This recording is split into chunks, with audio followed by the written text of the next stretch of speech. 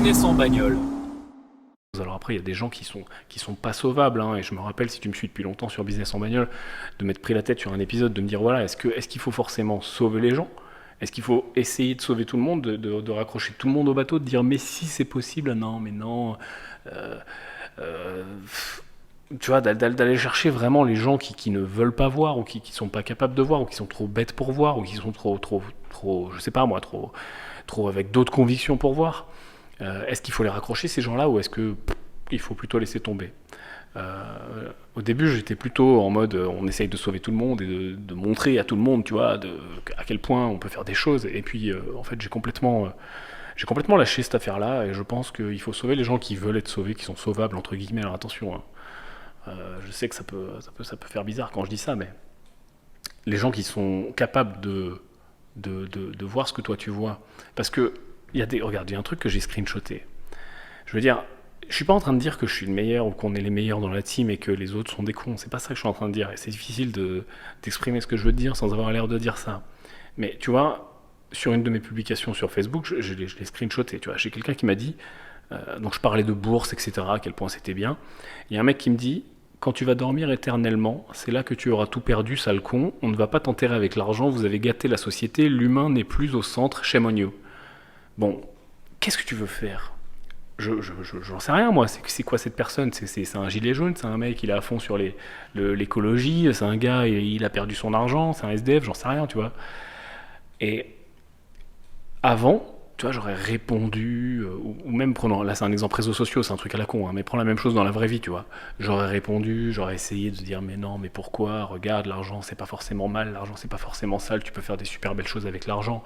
Regarde des milliers de gens extrêmement connus, etc. ont fait des super trucs avec l'argent. Est-ce que tu as suivi des mecs comme Bill Gates, des mecs comme Warren Buffett, qui sont souvent, en plus, les plus prise à partie dans les théories à la con du complot, genre ces enculés de milliardaires, alors que c'est eux qui donnent le plus, qui créent le plus de richesse. Enfin, si t'as pas vu l'excellent documentaire sur Bill Gates sur Netflix, bah regarde-le et tu vas voir que le gars il règle les problèmes du monde les uns après les autres, et il n'utilise pas son argent pour rien, il n'utilise pas son cerveau pour rien.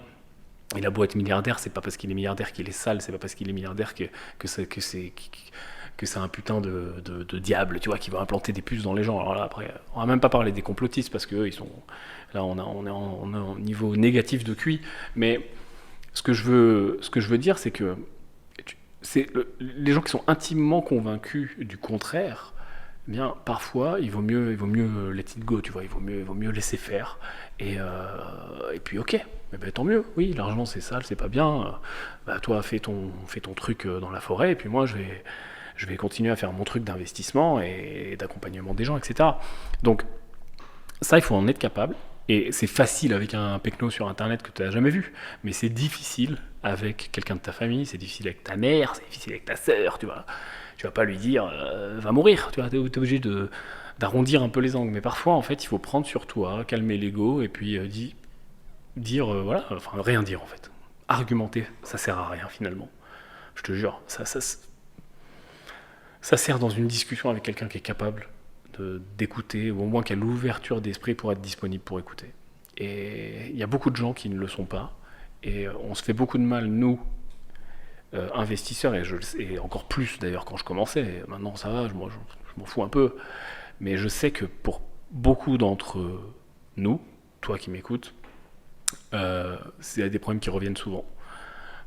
Et imagine-moi, même puissance 1000, à l'avoir tout le temps dans la gueule, je m'en fous, mais il y a quand même des fois où, je sais pas, t'as passé une mauvaise journée, et puis y a un con de plus, tu vois, et hop, c'est la goutte d'eau qui fait déborder le vase. Donc, c'est pas la fin du monde, mais il faut être capable de le gérer comme ça. Euh, Là où je veux en venir aussi autour de tout ça, c'est que pour, euh, pour faire ce qu'on fait, partons juste sur l'investissement immobilier. Tu sais que je fais plein de choses et je sais que toi aussi qui m'écoutes, tu fais plein de choses différentes. On a des investisseurs en bourse, on a des gens qui font du private equity, on a plein de chefs d'entreprise, on a de la start-up, on a de la boîte classique, on a des pizzaiolos, des restos, on a une rafale de kinés. Je sais pas pourquoi dans la communauté vous êtes super nombreux, des infirmiers, on a des sages-femmes, enfin on a plein de métiers différents. Et salut à tous.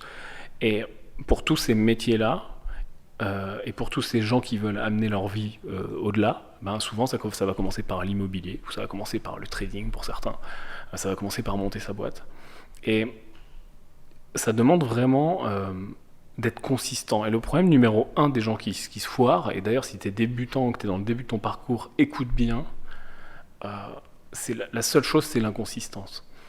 Euh, les connaissances sont super importantes, la formation c'est super important, savoir faire des trucs c'est super important, le réseau, savoir lire un devis, enfin toute la technicité bien sûr elle est importante. Et pour ça il y a la formation, pour ça il y a le réseau, pour ça il y a suivre une chaîne comme celle-ci, il y a lire des livres, etc. Mais il y a un truc que tu ne peux pas déléguer, il y a un truc que tu ne peux pas apprendre, tu peux l'améliorer mais c'est difficile de l'apprendre, enfin, tu l'as déjà en toi en fait, c'est la constance. Et en fait, plein de gens qui échouent parce qu'ils sont simplement inconsistants. Je prends tout le temps cet exemple parce qu'il est tellement parlant. Euh, t'es trop gros, tu veux perdre du poids. Moi, c'est mon cas en ce moment, tu vois.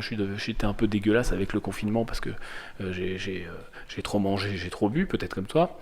Et ça, il y a eu deux effets du confinement, hein. Il y a eu les mecs ils sont mis au sport, tu vois, ils sont devenus super caisses. Il y a des gens, ils sont sortis du confinement. T'as fait, oh José, qu'est-ce que t'as fait là? T'as fait un peu de muscu, non? Ils sont devenus super caisses. Et puis t'as les gens comme moi qui ont fait tout l'inverse et qui sont venus dégueulasses. Donc peu importe, toujours est-il que quand tu veux maigrir, quand tu veux faire du sport, quand tu veux raffermir ton corps, il y a un truc qu'il faut faire, on le sait tous, c'est simple, il n'y a pas besoin d'un doctorat en médecine, faut manger moins, ou manger mieux en tout cas, hein, avoir une bonne balance entrée-sortie finalement dans ton corps. Et deuxième chose, aller au sport, faire du sport, bouger ton gros derche. Euh, donc, tout le monde la connaît cette recette, elle n'est pas inconnue du monde.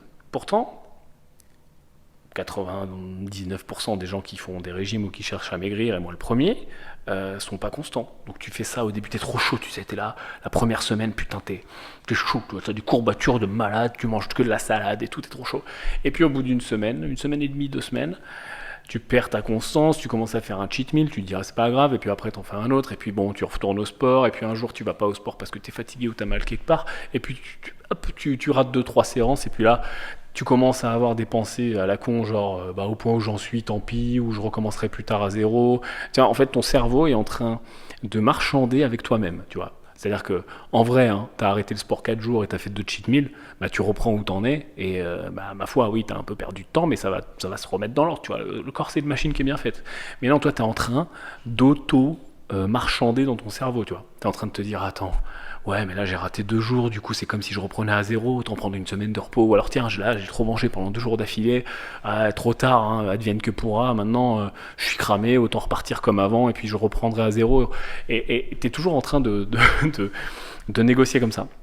Et la constance et l'inconsistance, c'est vraiment un truc dans l'immobilier ou dans le trading, dans n'importe quel investissement, ou en tout cas dans l'atteinte de tes buts, peu importe lesquels ils sont, c'est quelque chose qui fait une grosse différence. Il y a un graphique, tiens, que je vais dessiner alors pour les...